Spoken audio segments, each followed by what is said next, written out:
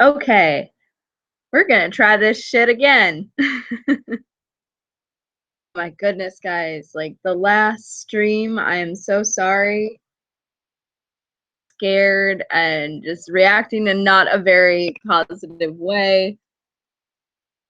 I have never ever had a computer just shut right off on me before. Not like that. You know, I've had like a computer shuts down and won't turn back on because it's an old computer, or I've spilled something directly on it, or what have you. But when the brandy spilled on my altar, none of it got on my computer. Not a drop. There wasn't a drop keyboard, there wasn't underneath. The hardware was fine. The cats are getting all active because they like to run around the apartment about this time until, about 1 o'clock, and then they all settle back down. But I have never, ever had a computer just shut down for no reason, give no warning as to what was happening. Bam, done. Would not turn on for anything while I was in that spare bedroom. Turned on when I came out to the living room. Then it was like all sunshine and rainbows, like nothing happened. And so I was like, okay, I'm gonna go, I'm gonna take a bath, get my mind off this, try and take a bath. My mind is just solid on that topic. Would not let me sleep, or not sleep, would not let me rest for anything. So I said, okay, this isn't working, and the temperature is slowly rising outside, and thus in my apartment. So, okay, I'll just get dressed, I'll go for a walk, and then I'll come in the bath. To go and take that walk because it helped ground me again. I wasn't careful, like, oh no, what's going to happen when I go back to the apartment? How do I handle this? I haven't heard of anyone dealing with this sort of problem. What to do? Do I reach out? Do I hold it in? Meaning, like, do I reach out to the spirit, or do I just break off contact? Maybe it's not. Maybe it's just horrible, terrible coincidence. I believe in coincidences. That was a fun way to spit it out. Although I believe in coincidence, that that we should follow our mind's trail sometimes and see where it leads. Maybe we decide that it leads to horse hockey, or maybe we find it leads to truth. Helpful to follow those lines of thought to their conclusion. And so I was dwelling on it, but the longer I walked, I stopped walking until we stopped dwelling on this. And when I started to take my walk more seriously, when I started to breathe in, and if you do see smoke, it's because I have frankincense incense going right now. But it was bring myself back to earth. And I don't have a garden. I do have plants. The pansies are doing better, by the way. They're still looking a little wilty, but they perked up when the temperature rose, so I think that's the big problem. I grounded myself in the sounds, in the smells, in the feeling of pavement under my feet. The sight of all these beautiful green gardens. Not everyone's broken out their lawnmower yet because it's still pretty wet outside, so there's a lot of untamed lawn action going on. So you'd see the dandelions, both the yellow and the seeded, the grass tall and wild in places. But so many people were out and about, and that kind of helped bring me back down to level, less up in the air. And while I was walking and breathing in the lilacs, I love lilacs. Fortunately, I have not found a wax or a soap that really captures the true scent of lilac. a lot of times there's a really heavy perfume note at the end, and I don't like it. So when it is lilac season, if I'm standing in someone's yard, I will breathe in lilac scent. I won't pick unless I ask ahead of time. I'm not that much of a jerk. But that helped, having that strong lilac scent. The apple trees are all in bloom right now, so that was really helpful. Scent grounds me more than anything else. I don't have a garden, as I said. Sometimes it helps to repot them or get my hands in the dirt, but I don't have any potting soil right now to do that. And also, I need that kind of energy. I needed to clear my head and get out and breathe fresh air. I opened up all the windows, every single window in this apartment, and just let it breathe, let it do what it was going to do. We don't get much of a cross breeze between one side of the apartment and the other side.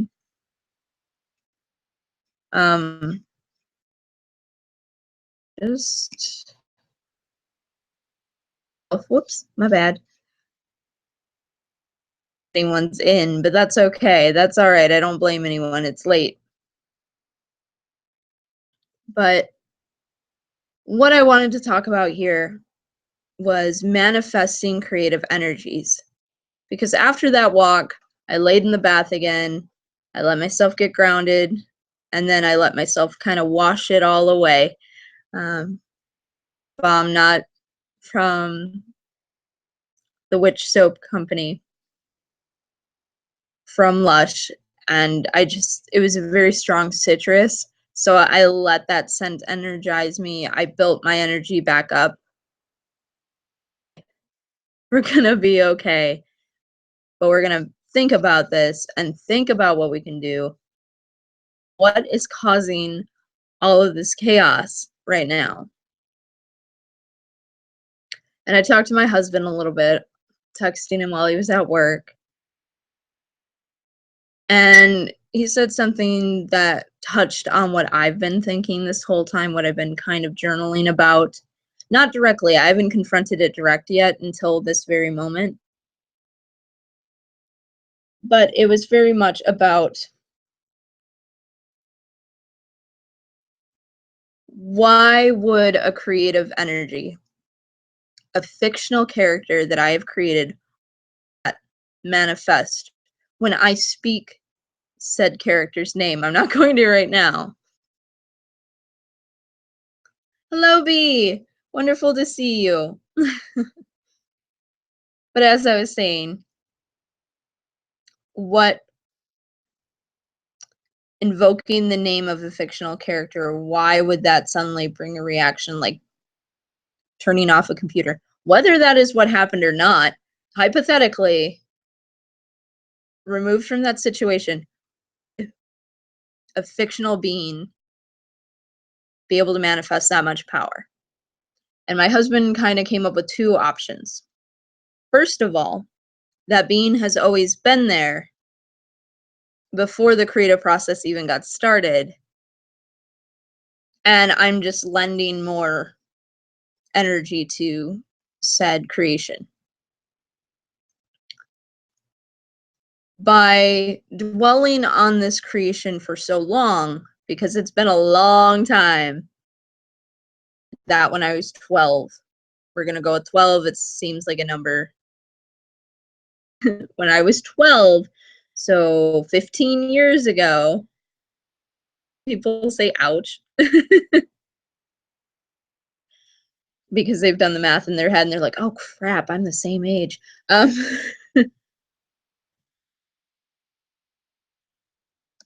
Thought of 15 years. That's a long time to be focusing on an individual character. That is a long process. That is a long time of putting energy into that being, a backstory, a personality, romantic attractions, friendships, platonic family relations, people who aren't friends or family or lovers that still influence that character's life. And sometimes when you're creating a character, you have to go through this process again and again and again until it feels right, until it works on paper or words or drawings. Until you can get that character to as close to they can be. Process, that's a lot of energy. And as we witches know, down to energy. Energy, intention, will, visualization. And this is the year that I told myself I was going to finish a rough draft of at least one Death Seed story. Death Seed is I'm going to say character driven because there are so many plot lines that I can't say it's plot driven. It is very character driven. It was the beginning of my transformation into a pagan witch before I even fully understood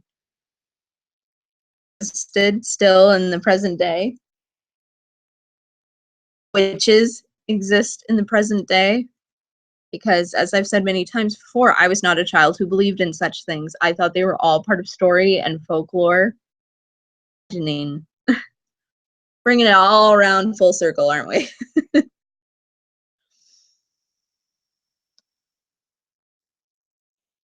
like, okay, this process has been going on a long time, but Death Seed originally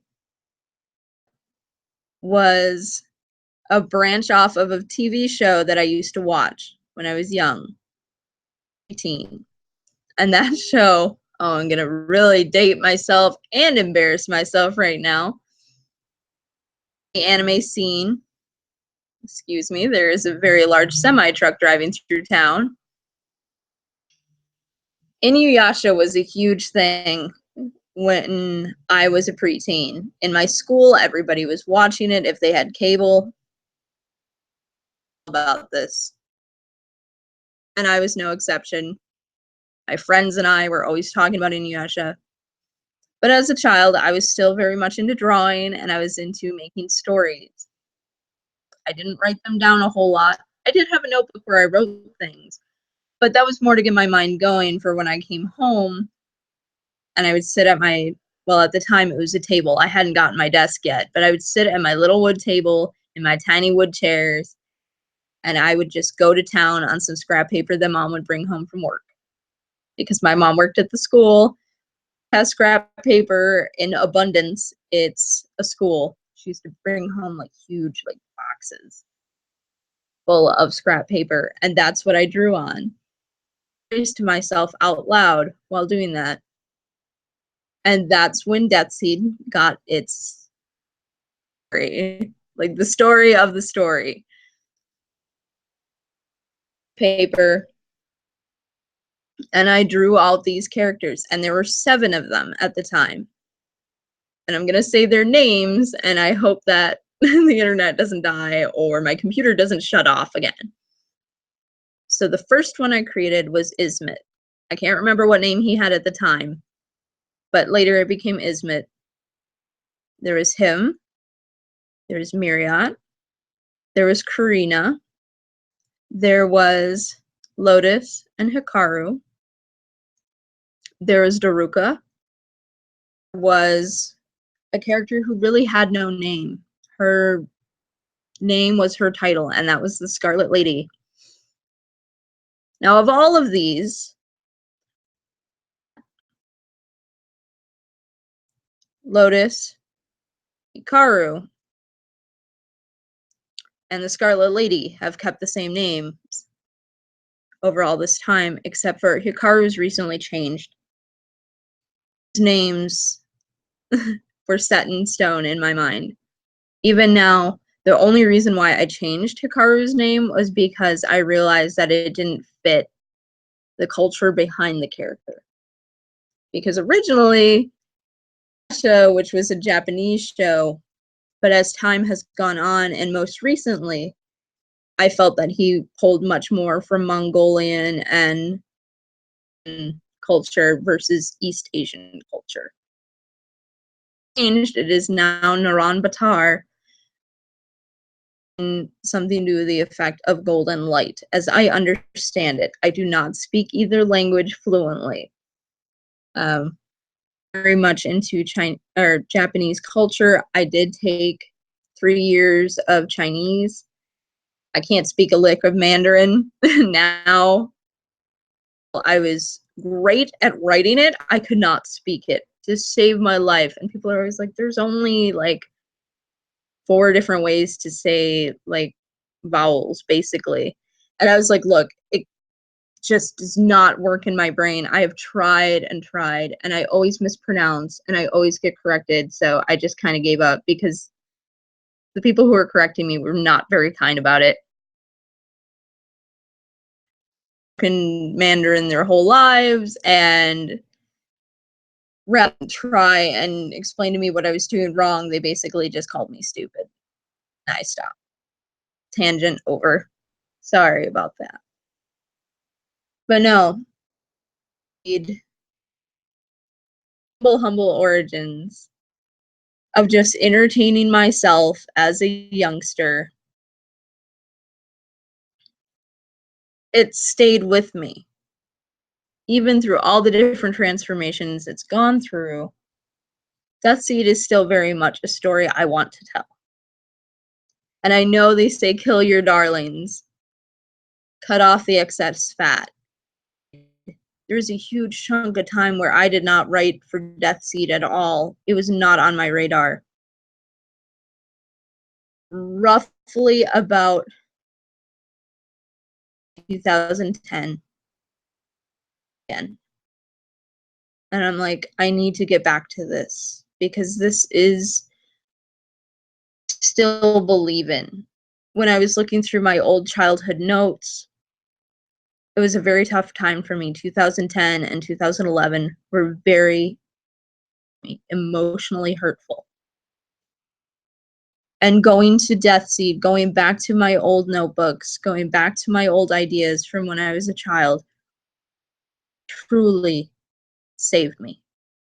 I still had a fall, don't get me wrong, and that's not going to be discussed in this particular video.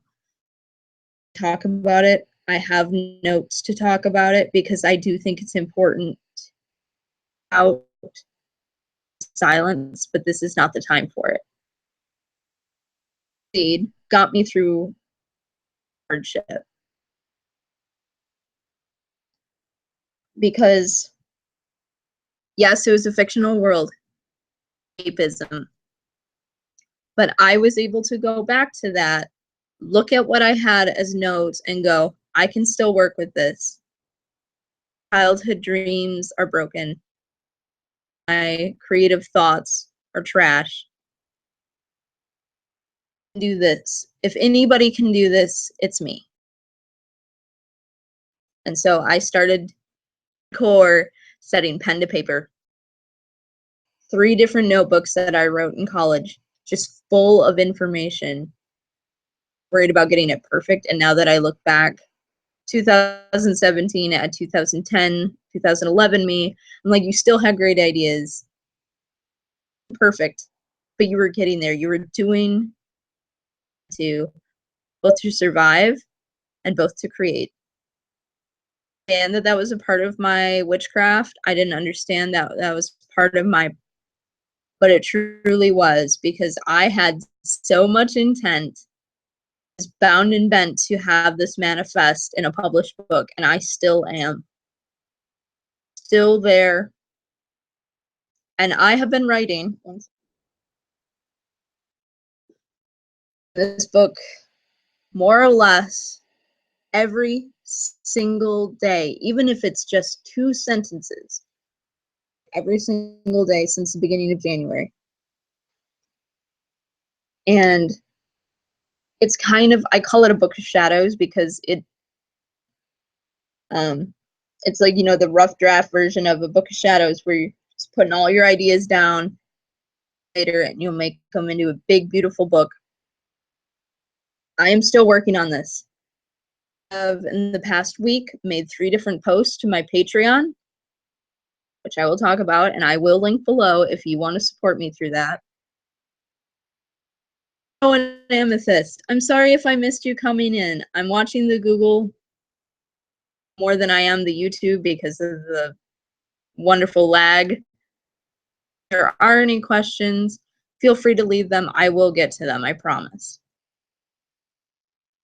But yeah, so I have been filling this book, and the past week I have been working on crystal correspondences for these. And why am I working on crystal correspondences for these characters?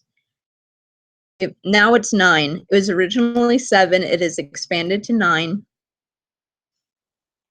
The 9 deities that I am working with are all in here because those characters became deities of that world.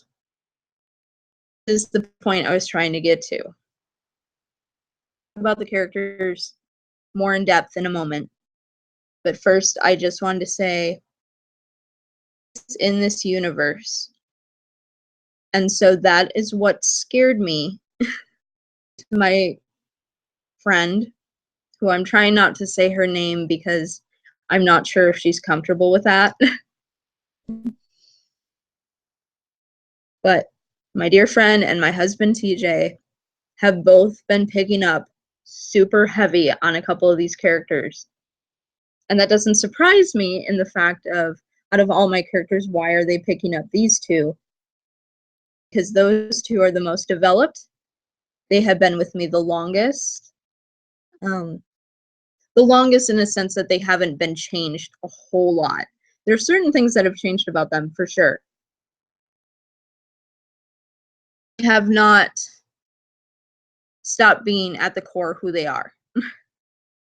Those two being Az and Myriad. Those two characters have been with me the longest and the most true to their original selves. The fact that they were picking up on this.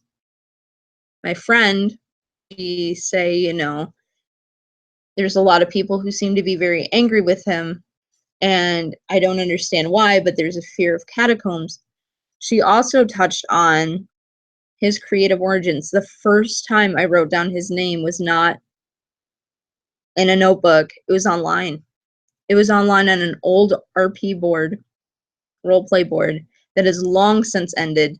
I don't even remember the name of it off the top of my head, but it had ended shortly after I joined. Picking up on stuff that happened then. Things that I have never, ever once discussed with her. Like that, like crazy. She's like, well, did this happen? Yes. Did this happen?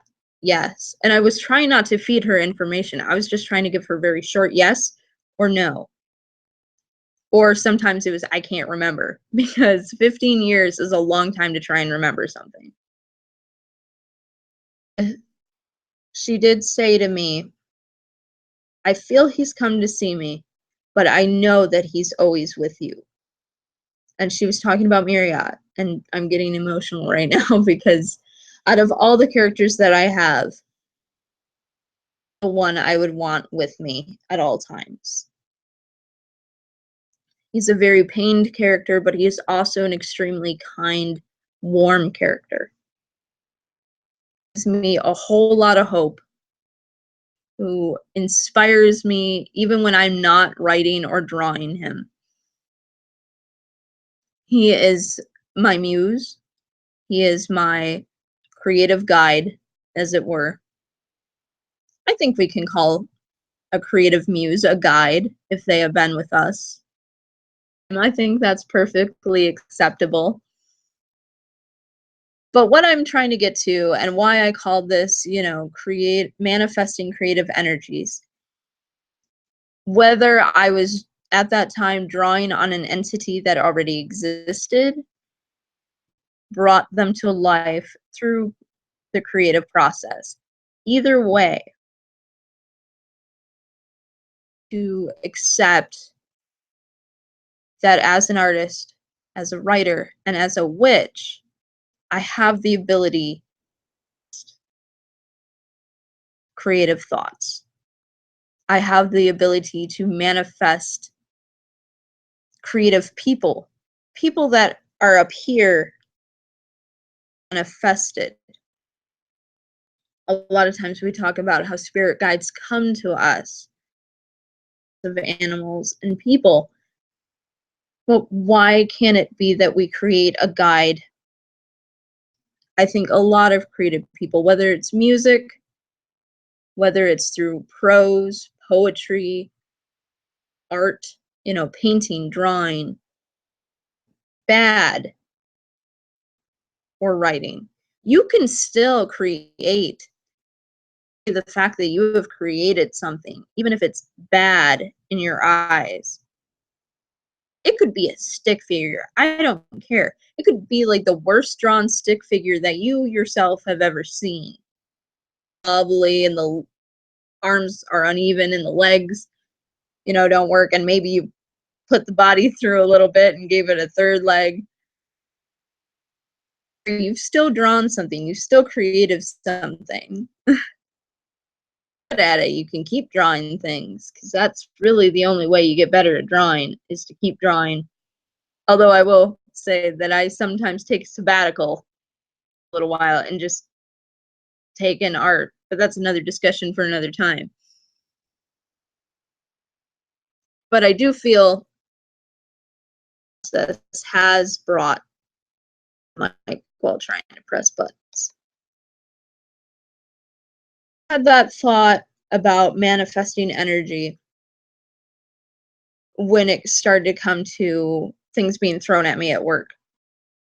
I had just fell off a shelf. Closest one to that room. I've had off of something that we didn't even touch.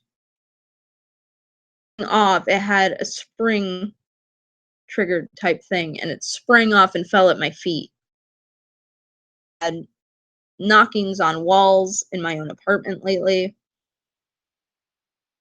My biggest fear wasn't that it was a spirit. It's intimidating, although that makes me want to cleanse my space, claim my space. All well and good. Those are important things, and I think we should do them whether we feel or threatened or not. I think it's good to practice those things, even if your house feels completely peaceful. My fear wasn't of an external source. My fear was of an internal source. Although it means noisy ghost, in ghost hunting circles, a poltergeist often means a young person. Generally, it's a young person, usually in their teens, because that's a huge time. We were talking about liminal spaces earlier today, and you want a liminal transition within a person, teenage years for sure. I would argue people with, uteruses and those particular sets of organs, menopause is definitely another liminal time. Right now, when I was a teenager, I didn't go through a lot of strife. Like, I had my struggles. I wasn't trying to find an identity. I was very secure in who I was overall. Waves that happen with spirituality. Looking back, I kind of laugh because I can see where it was going. I can tell now which way the wind was blowing at the time. I felt that I had a very tranquil teenage. 20s, on the other hand, and I'm still in my 20s. I'm 27, turning 28 later this year. I feel like now is my liminal time. A ton of doors are being opened. As I've been talking about, I have been opening my spiritual awareness. I have been trying to reach out to spirit. In my tarot cards, my new oracle deck, I've been hitting crystal correspondences. Like, I have my crystal Bible sitting right by my chair because I've been writing them for this. Seed also means that I'm studying them for myself. Like, a lot of this I did not know before I started this little project for my Patreon. I think right now where I would be projecting outwards. Because I try to ground, but sometimes you're not thinking about grounding.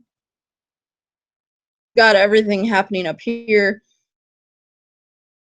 like thoughts, emotions, all of those things, very head-centric. Haven't been grounding myself as much as I probably should have been.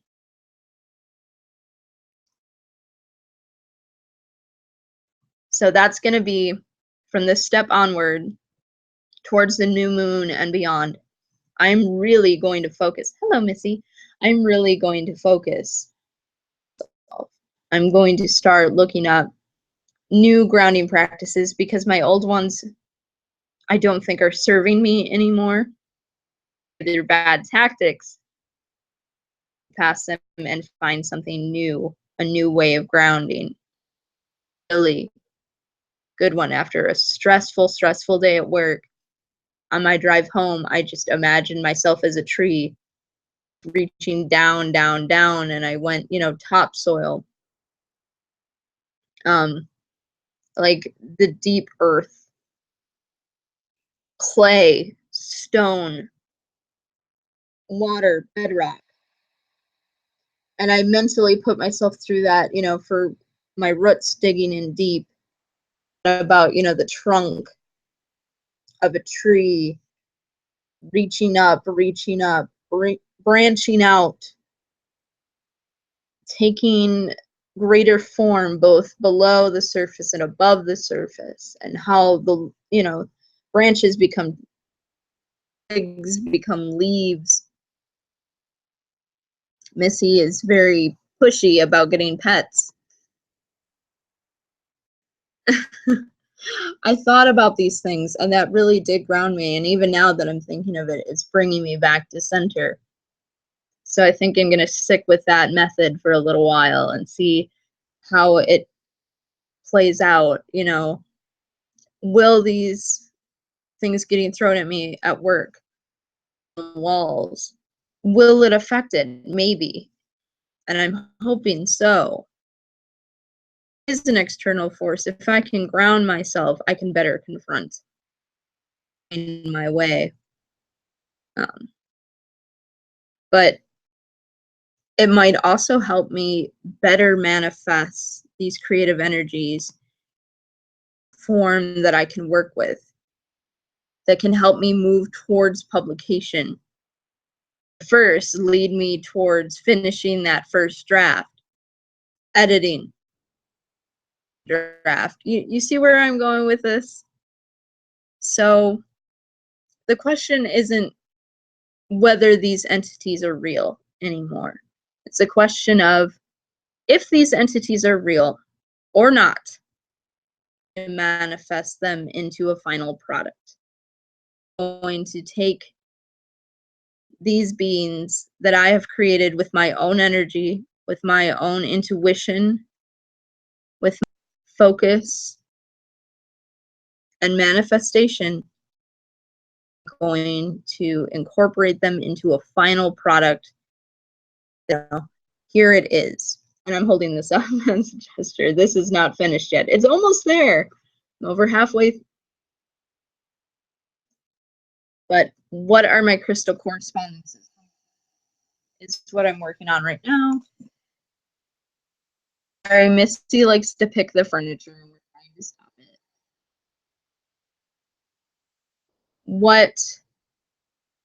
What steps do I need to take to make this happen? Because I have another story that I'm going to work on self-publishing. I want a publisher. I want this to be on shelves. I want it to have softback, hardback. I am determined to get this project out to the world. Wanting to get it out to the world of Patreon. And it was all the way back in February. And I only have 2 patrons right now. My dear girlfriend of mine, who sadly we do not talk anymore. I don't know what happened. I don't know if they just don't have time, or if, they feel that there's been it's been a couple years since we've spoken, since we've talked over Messenger, or through it has been an age. They just kind of fell off the face of my digital world, and it broke my heart.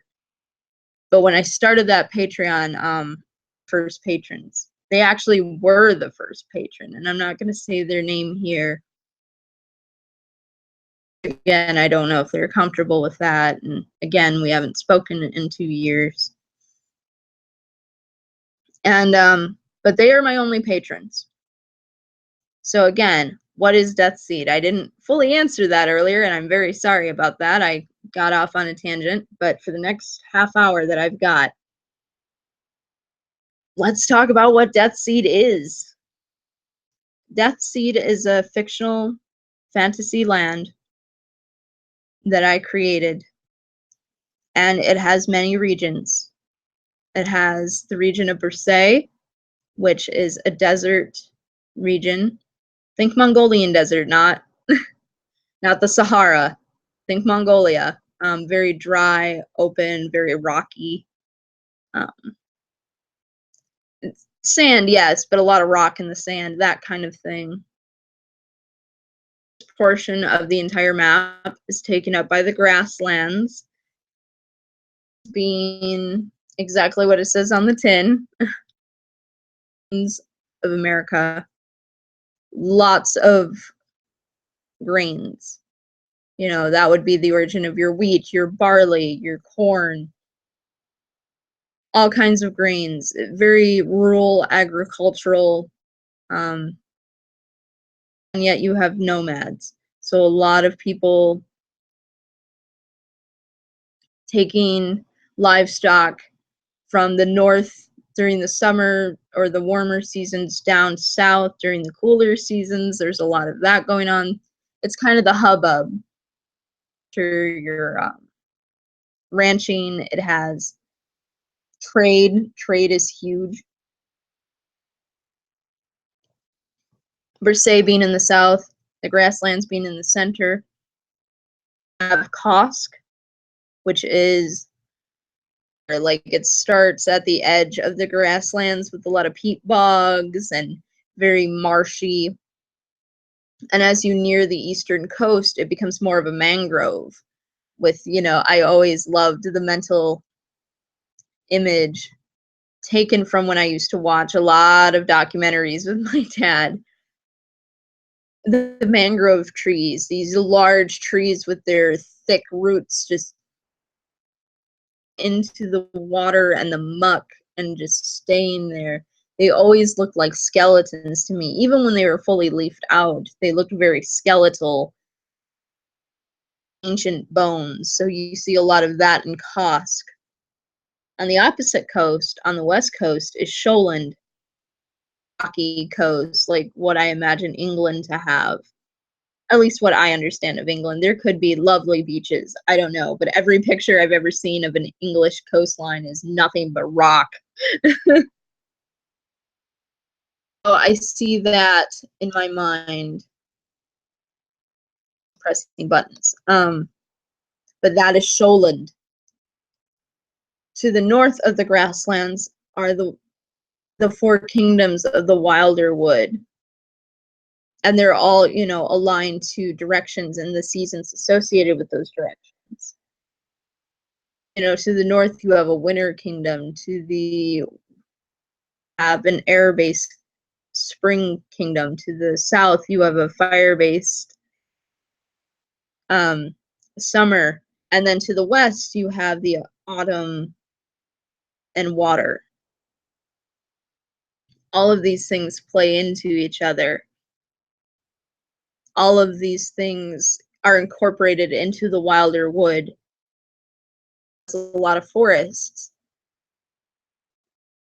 You know, thickets and groves, and just in the center there's this very large tree, which I'll get back to in a moment. And then the farthest north is the North Wilder, or of your tundra, your, I'm gonna say Siberia because it's not that harsh, but the northern half of Central Asia, it's very much that. I took a lot of Polish influence as well. So that is the overall region, the regions that exist in Death Seed. I haven't named the continent. That is one thing that I just cannot do, is a name for the entire continent. I don't know what it is yet, but we'll get there one day. And bringing it back around to, well, now there are 9 deities. The very first deity that ever existed was the Wandering Tree, named such because he traveled all the way down in the deep desert, like smack dab in the middle desert, and he traveled up through the grasslands until he reached the Wilder Wood, before the Wilder Wood had earned its name. When he first started, I've changed that recently, so I have to get my mind in the practice of it. Learning people's pronouns is not an instantaneous process sometimes. Just shooting that out there for anyone who's super self-conscious about that. I'm non-binary and I still screw it up a lot. It happens. We're human.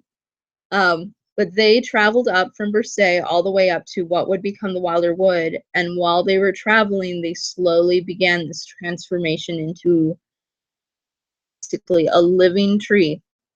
I know all trees are living, but I mean like a human-esque consciousness tree. And so he took root, would begin, and from which it would grow out. Them. See, I did it again. Out of them. And so he took root there and he branched out, and he remained as such for a long time until he was able to meditate and he was able to ascend to an astral plane. Now, this was before, clear about this, this was before I had started my witchy pagan path. In the end, that I got where I am now with all these thoughts that I already had in my head. And at the time, I called this being, his name has since changed to Ankar, because I was trying to study Sanskrit, because I did feel very pulled that a lot of his origin came from Indian roots. You know, a lot of fictional writers will take inspiration from the actual world and apply it, and I'm the same way. So at the time, I thought Daruka was a Sanskrit name, and it was no, I had the wrong information. But now his name is Ankar. Was what they were born as, was Ankar. He became deity. When they ascended into deity, they became the Wandering Tree. And actually, their mental capability, their spiritual awareness, allowed them to move again. Still had roots, still was a tree, but could move, earning them the name the Wandering Tree. And that was the first deity to ascend, was their half-brother Ismet Yilmaz, who, and I'm gonna say the name, and if this computer like crashes, I'm sorry, but was born within the same deserts of Bersay. Upon being born, there was a prophecy, an understanding that on to become the ruler of all. So he was immediately set to a very strict lifestyle. I'm not going to talk about the great spirits, but all of these deities have a spirit. His father was a great spirit, his mother was immortal. And so, in a sense, like, they all begin as demigods, but we'll get, another time I will get into that. Cultivated his own destiny. Like, he decided what this ruler of all truly meant. One, he was going to unite the clans, first of his own country, and then later he decided he was going to unite the entire continent under one banner. And upon doing so, he believed that he would ascend to godhood. So Ismet set out to fight all of Bersay, and after he had accomplished that, he went on and managed to conquer and assimilate all the other regions of the continent, save for Sholand. And the only reason he couldn't take Sholand was because he did not have a navy. He did not have any know-how of how to navigate the water, and so Sholand was able to keep its independence. He became the first emperor of this continent within Death Seed. He became the first emperor, and it was not without bloodshed. And he did not ascend at that moment, but he managed to keep his empire together until the day his mortal body passed, and then he ascended to become a deity. And he became a deity of war and conquest, of purity. The Wandering Tree, meanwhile, was more about rebirth, was more about spiritual awareness, and very ethereal things beyond the mortal plane. While Ismet was very much in the mortal plane, and he had carried his banner, most people did not know his name as Ismet Yilmaz. They knew him as the Saluk Chevalier. I had to check outside to make sure lightning didn't freaking strike. Every time I've said that title, like, just things happen. He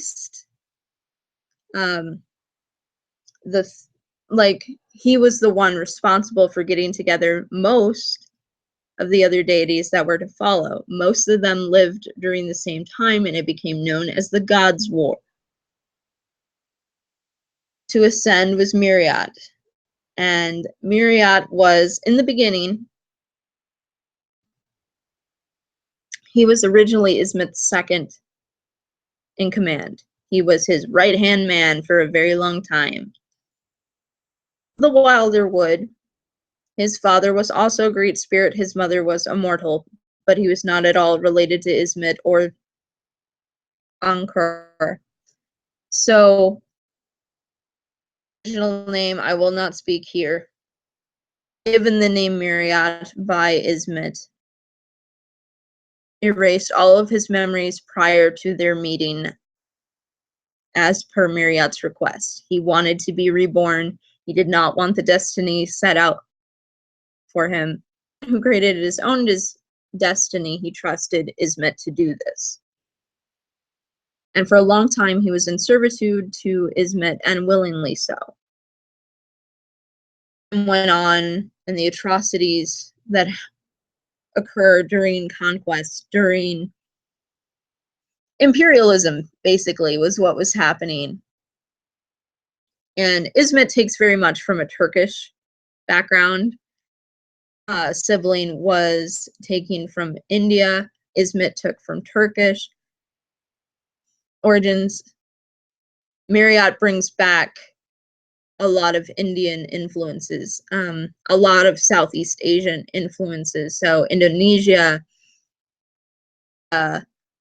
Vietnam, Laos, all of these cultures were what inspired and a lot of his struggles. So I had, and later he breaks out and breaks free. And he starts to realize all that has happened, all the abuses he's endured and others have endured to try and make Ismet's dream become a reality, to manifest his chosen destiny. Haha. Sorry. Terrible joke for me to make, but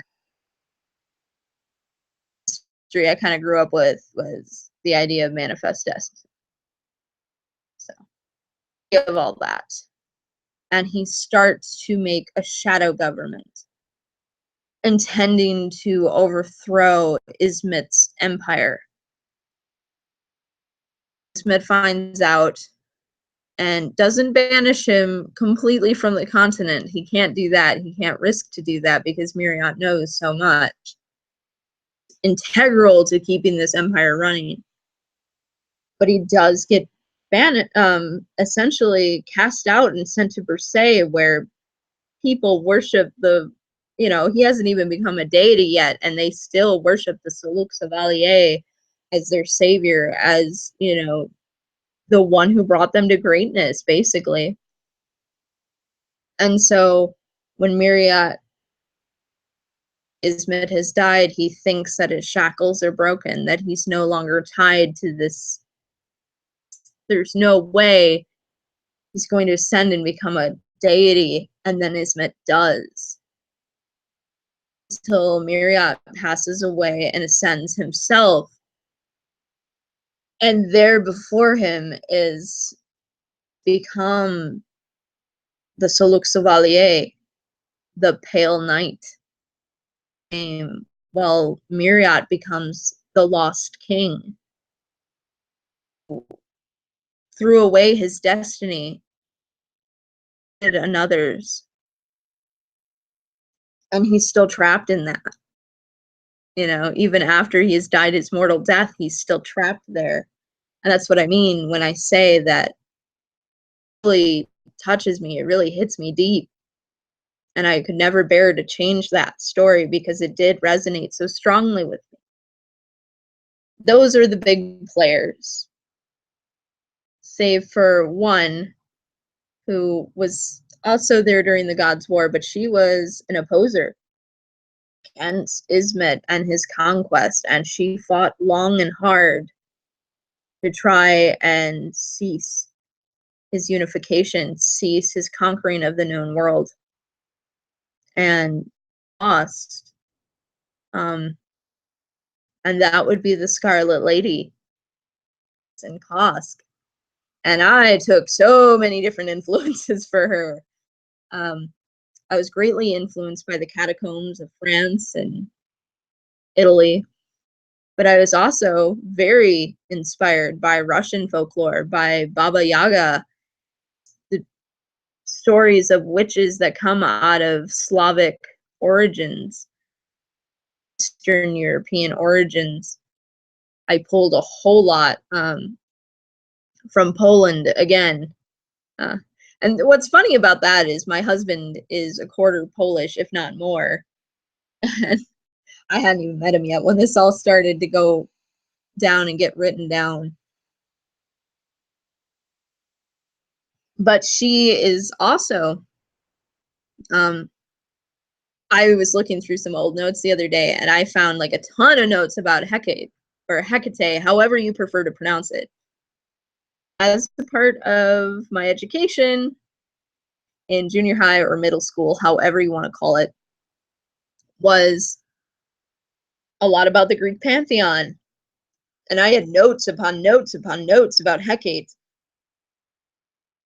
And she was a huge influence for the Scarlet Lady as well, because the Scarlet Lady was really before her war with Ismet, she was also very dedicated to teaching people who didn't understand magic, who didn't have an innate magical ability. She taught them how to harness magic that we would recognize in our own practice. Most of the magic in this world is very fantastical, because of course it is, but there's also a lot of magic that a witch, witches like ourselves could recognize. I fully wanted that in there. Like, as soon as I got in my path, I'm like, this is going into Deathseed. All of this goodness. Said be story. She brought magic to the masses. And she also brought necromancy into the world. Her mother, who was a great spirit, taught her the ways of necromancy. Raising the dead, yes. Some of it is raising skeletal beings attaching souls to objects, all of that, like all the hesitate to use that because I don't like that idea that that's dark magic or that any magic is dark, but I digress. Take that aspect, but she also had leading the death and leading souls into death so that they might be reborn.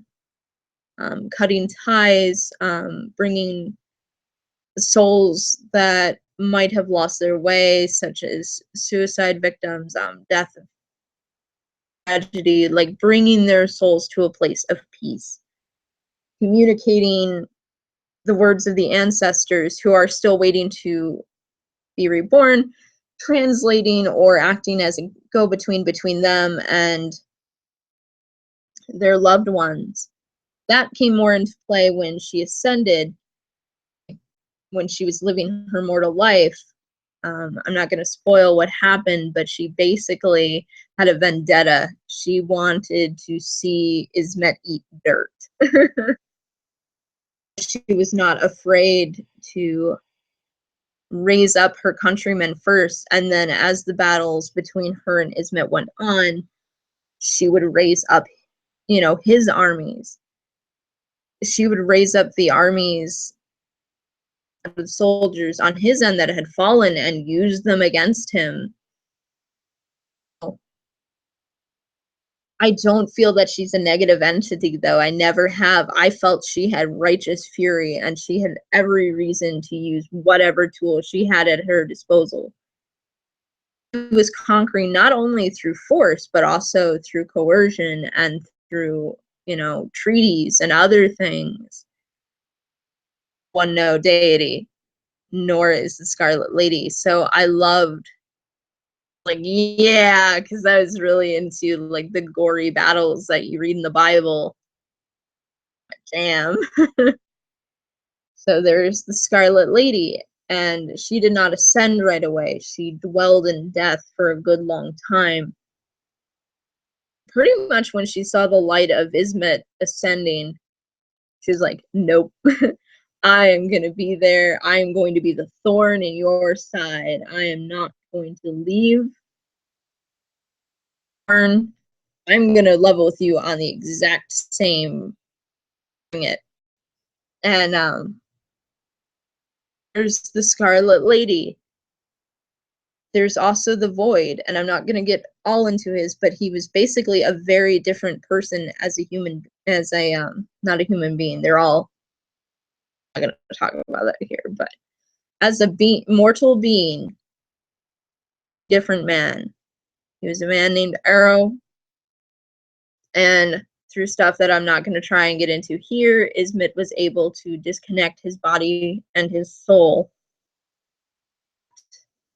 The soul, he did not have the mind, the body, the emotion, or any of this.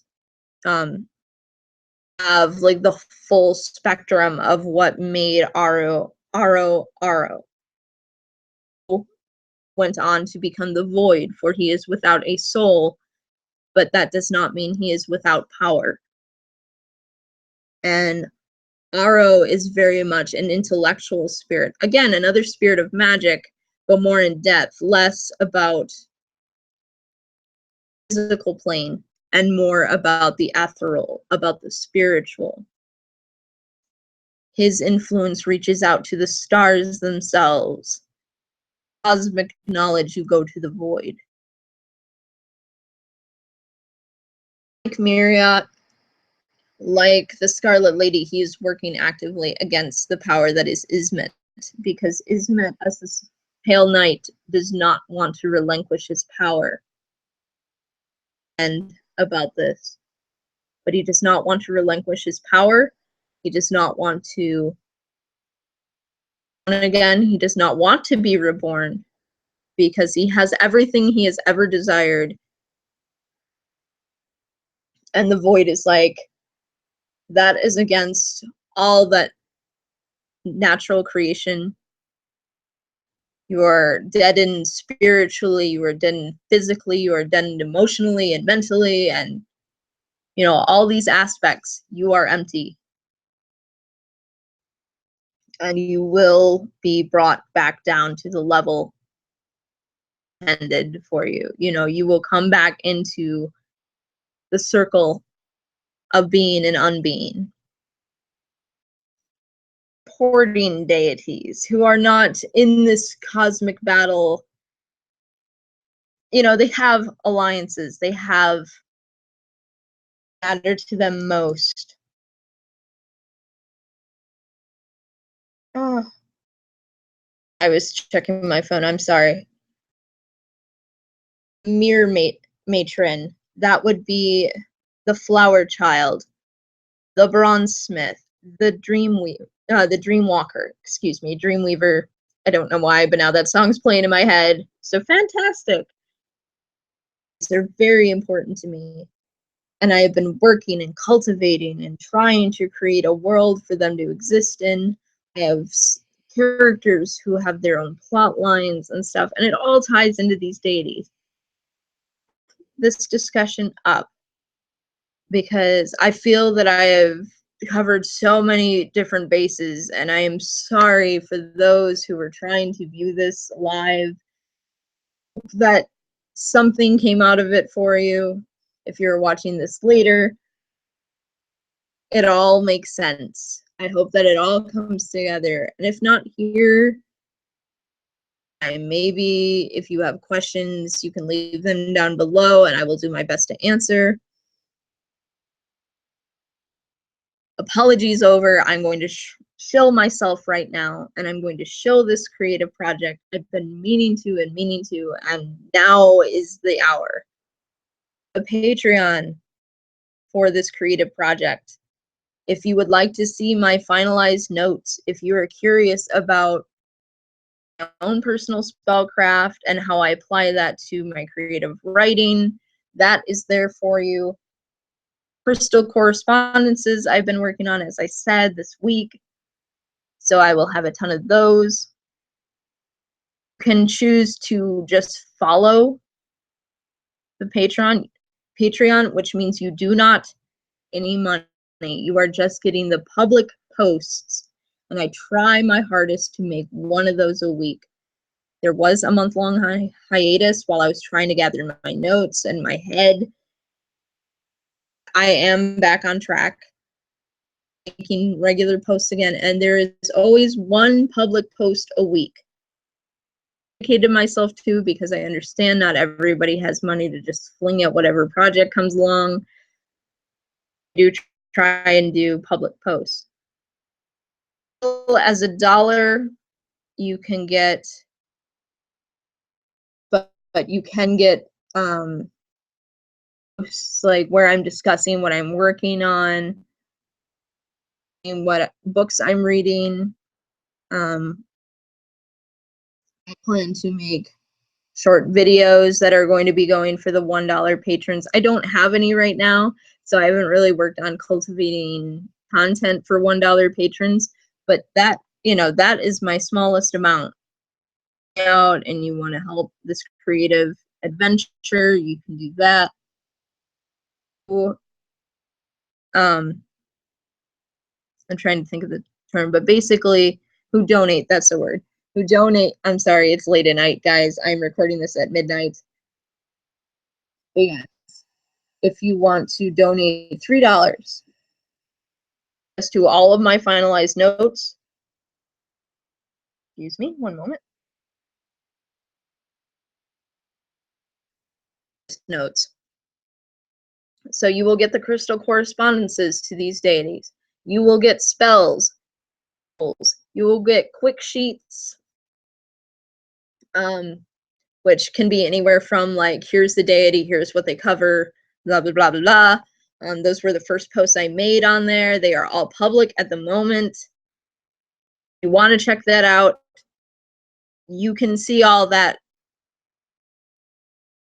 So there you go. If you want to find out more about the deities that I just described, posts. But you will see my finalized notes. You will see finalized rough draft pages. Like, I'm trying to give you guys a lot for very little, because this is, although I've been working on a long time, this is first time ever really putting it all in one space for people to read and have access to. $5 patrons, polls, and they also get access to a private Discord server. See about doing private live streams as well, because I know a lot of you guys like live streams. So $5 or more gets you into those live streams about what I'm working on right now, where I take questions, like intimate, deep questions, because one of my friends to me, but that friend I was talking about earlier, they are a $5 patron. You know, I've been trying to get communication open, but there you are. Private Discord server, private live streams, come being able to participate in polls. I haven't put up any polls yet because I only have 2 patrons. Chill, I'm not going to apologize for it because this is something I'm very passionate about, especially right now, especially because I've touched new life. Oh, hello, Wayward Son. I'm sorry that you're coming in so late. I'm wrapping this up, but I'm so happy that my gift got to you and that everything came unbroken, unbent, and not lost or stolen or anything of that nature. Guys, that is my shill. If you want to support me on Patreon, I will link down below. If you can't access links because you're on your mobile, it is www.patreon.com/deathseed, lowercase e, a, capital S, E, E, D. So, patreon.com, deathseed. If you would like to support me, no obligation, like I said. If you're unsure, but you're unsure about, you know, throwing money at me, that's okay. You can still follow and get email notifications of when I make public posts. That's the shill. And also, if you decide to just follow, if you're not ready to commit money to it, that's okay. I still have plenty of public posts that I've already made. If you have any questions about how to navigate the site, send me a message. I will answer. I will be more than happy to walk you through it. So that is my shill. The creative thoughts that I had going that I wanted to share with you about manifesting creative energies and how that has affected my life at the present. We're able to get something out of that. I hope that through my stream of consciousness chitter chatter that there was logical sense. And if not, well, so be it. I tried. But I do hope that you guys have a lovely night where you are in the world. And remember to be good to each other.